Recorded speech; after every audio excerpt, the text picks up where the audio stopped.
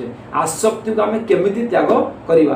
देखु गोटे लोकर जितेबले घर परिवार अच्छी से संसार भितर रोचे तार स्त्री पुत्र पिता माता पिला छुआ बंधु बांधव प्रति अत्यंत आसक्ति आसी जाए जहाँ फल कि टिके टिके कथारे से दुखी हो जाए ताकू किए टे कौन कहीदेले से दुखी हो जाए आ सदाबले मोर पुओ मोर स्त्री मोर पिता मोर माता होता है। हाँ आम मानुचु पिता माता प्रति स्नेह रख भक्ति रख आउ स्त्री प्रति मध्य स्नेह रख समस्त सब कर्म कर किंतु आसक्ति के रखना। गीतार कहगला सबू माने सबू संपर्क आम मेन आम संपर्क रखा मुझे कहूनी संपर्क भांगी दिंतु पिता माता पुत्र स्त्री सब संपर्क रहिबो किंतु आसक्ति रहिबनी जो आंतरिक आसक्तिटा सेटा को आमको दूर करिया पड़िबो। नमस्कार जय जगन्नाथ शुभ सकाळ समस्त को। आज्ञा वर्तमान आम गीता पढ़ा आज गीता ज्ञान रे मो पाखरे अच्छी पंचम अध्यायर 10 नंबर श्लोक। तो वर्तमान मु आज आपण को 10 नंबर श्लोक पढ़ी की सुनेबी। देखिबा आज गीता ज्ञान आम पारे कौन अच्छी भगवान श्रीकृष्ण अर्जुन को कौन सब कहते आसतु एवं आरंभ करवा। ओम गुरु ब्रह्मा गुरु विष्णु गुरुदेव महेश्वर गुरु साक्षात् परम ब्रह्म तस्मै श्री गुरवे नमः। ओम गुरुदेवाय नमः। एवं आम पाखे अच्छी से 10 नंबर श्लोक आम ए व्याख्या करवा आउ तार गोटे गोटे शब्दर मीनिंग बुझा पढ़ा आसतु एवं आप सामने आरंभ करुँच।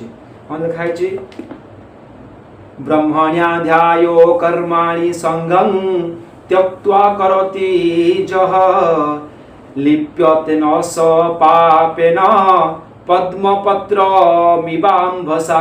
देखो आज्ञा ये कौन कही ना ज हूँ जो पुरुष ज अर्थ हूँ जो पुरुष कर्माणी कर्म मानक ब्रह्मणी ब्रह्मणी अर्थ हूँ परमात्मा ठारे अध्याय अध्याय अर्थ हूँ अर्पण करी संगम संगम अर्थ हूँ आसक्ति को त्यक्त्वा हूँ त्याग करी करोति कर्म करे सह हूँ से पुरुष अंभसा जल द्वारा अंभसा अर्थ हूँ जल द्वारा।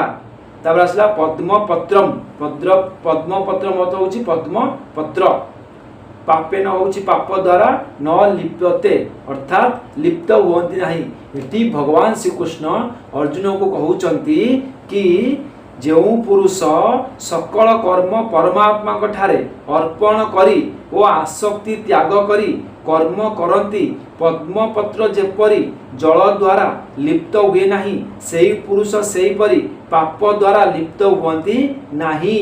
देखो आज्ञा भगवान श्रीकृष्ण अर्जुन को ये कौन कहले ना जो पुरुष सकल कर्म को परमात्मा ठारे अर्पण करे आसक्ति त्याग करे से लोक को पाप केबे धरी पारे नहीं। देखो ये कली जुगरे आम समस्त पापी आज्ञा आमर जानते हो कि अजानते हो समस्त किसी ना कि पाप हो जाऊे। मन रखु जदि आम समस्त आसक्ति त्याग करिकी कर्म फल को भगवान पाखे समर्पित बा ताहाले आमे केबे भी पापरे पड़िबा नहीं। जेमिति पद्मपत्र को पानी केबे माने रही पद्मपत्र रे पानी छुई पारे नहीं से भाया पाप आमको छुई पारिबो नहीं। सकल कर्म परमात्मा को अर्पण करिवार अर्थ कौन लिखागला सकल कर्म परमात्मा को अर्पण करिवार अर्थ कौन केमिति आमे समस्त कर्म को भगवान के पाखे अर्पण करिवा। देखो कौन लिखाई ना ईश्वर भक्ति देव पूजन माता पिता आदि गुरुजन मानकर सेवा यज्ञ दान तप तथा वर्णाश्रम अनुकूल अर्थ उपयोगी संबंधी और पान भोजन आदि शरीर निर्वाह संबंधी जेते सबु शास्त्र विहित कर्म अच्छी से सबू को ममत्व त्याग करी सबू किछि भगवान बोली हृदयंगम करी तांकरी पाई तांकरी आज्ञा और तांकरी इच्छा अनुसार से जेपरी कराइबे ठीक सेही परी काठ खंडेई बली करने को परमात्मा ठारे सकल कर्म अर्पण करवा बोली कह जाए। देखो आज्ञा कौन कह जाए ना केमिति आमे ईश्वर को निजको समर्पित करवा आउ समस्त कर्म आम समर्पित करवा। देखु आमे दैनन्दिन जहाँ भी कर्म करूँ आमे दुखरे रुहतु सुखरे रुहतु भलरे रुहतु मंदर रुहतु आमे भगवान को सबकि अर्पण करवा। आमे सुखरे रहिले भगवान कर दुखरे रहिले भगवान कर केबे भी चिंता करवानी। तो से कथा कहले ये आमे समस्त कर्म को भगवान पाखे समर्पित दबा। तापरे आसक्ति त्याग करी कर्म करवा कहले कौन बुझाए एठी कहगला आसक्ति को त्याग करी कर्म करवा आमे कहा कहवा कौन कही ना स्त्री पुत्र धन गृह आदि सकल भोग्य वस्तु रे स्वर्गादि लोकरे शरीर रे सकल क्रिया रे एवं मन बड़ीमा प्रतिष्ठा आदि रे सकल प्रकार आसक्ति त्याग करी उपरोक्त प्रकार रे कर्म करवा ही आसक्ति त्याग करी कर्म करवा कथा कहगला। देखो आज्ञा आमे संसार में बचुंट ये संसार जन्म होती किसी भल कर्म करने ये गीतार कौन कहुई आज्ञा आम प्रत्येक लोक को आसक्ति त्याग करी कर्म करने पड़ो। आम आसक्ति केमिति त्याग करवा जदि गोटे मनीष आसक्ति को संपूर्ण रूप से त्याग करी निरंतर धार्मिक अनुसार कर्म करे से ही सुखी हुए। तो आम ये बुझा पड़ो आसक्ति कौन फास्ट आसक्ति को आम केमिति त्याग करवा।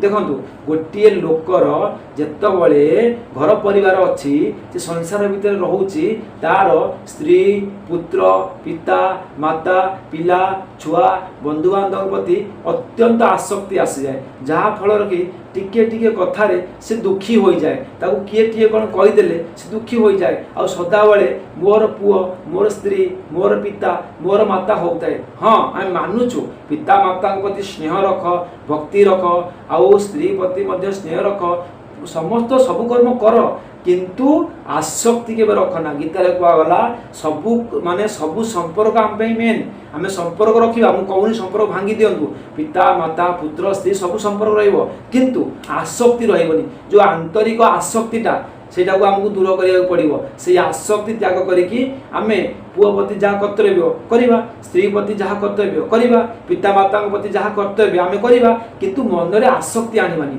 सेटा होउची आसक्ति त्याग करिया कथा। ये भगवान गीतार कहते आसक्ति त्याग करी संपूर्ण कर्म करुवा लोक ही भगवान प्राप्ति हो जाए। तापर देखंतु प्रश्न आसिला कर्म योगी तो शास्त्र अभिहित सत्कर्म ही करती से तो पाप कर्म आदौ करती नहीं एवं पाप कर्म न कले पापरे लिप्त होबार आशंका उपजीव नहीं यही स्थले से पापरे लिप्त हुअंती नहीं बोली किपरि कहले कहउजंती कर्म योगी तो किछि पाप करती नहीं कि शास्त्र अभिहित सत्कर्म मध्य करती एवं से पाप तो आदौ करती से केमिति तांको पे केमिति कुहागला जे कि पाप कर्म न कले पापरे लिप्त होबार आशंका उपजीव नहीं बोली विहित कर्म ही सर्वदा निर्दोष हुए नहीं हिंसाद संबंध हेतु हिंसादि संबंध हेतु क्रिया मात्र के किछि ना किछि पाप हो जाए।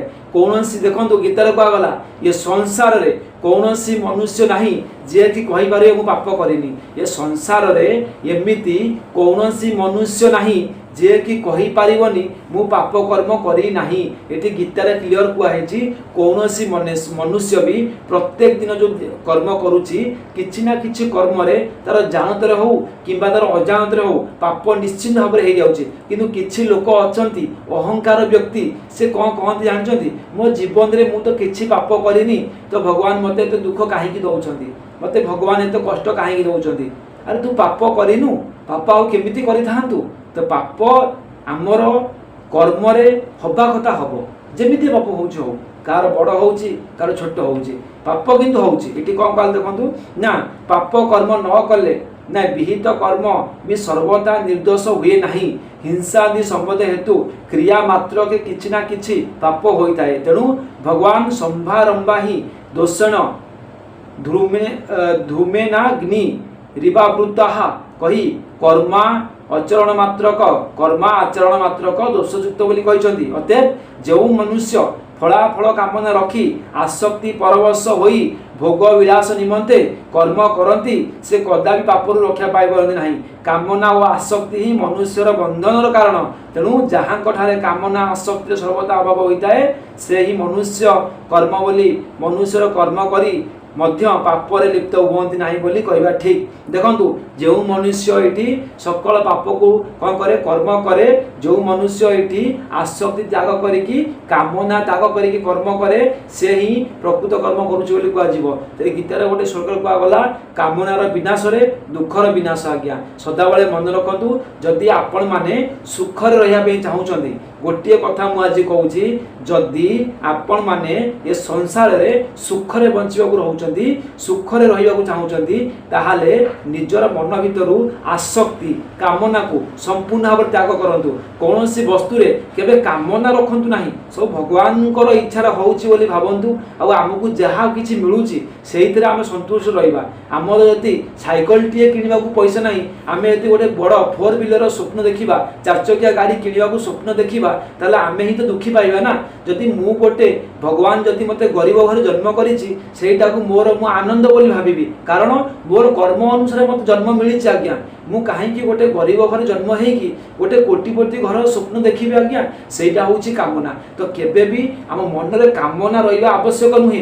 जदि आम मन रे कामना रखिबा वासना रखिबा आमे ही दुखी पाइबा। जेतिक रे हमको भगवान रखिछथि आमे सेतिक रे बंचिबा आ भगवान को प्राप्ति करिया पे कर्म करिबा आ भगवान को प्रार्थना करिबा ए जन्म रे मते केमिति आपणक चरण रे टिके शरण मिलु। एही होउछि आ मनुष्य मानकर कर्तव्य आ मनुष्य मानकर परम धर्म। आज हमको समय ऐसा कलानी आमे एहिठी गीता ज्ञान को रखिबा रहिला आज्ञा। पुन देखाबा काली की। जय श्री कृष्ण जय श्री।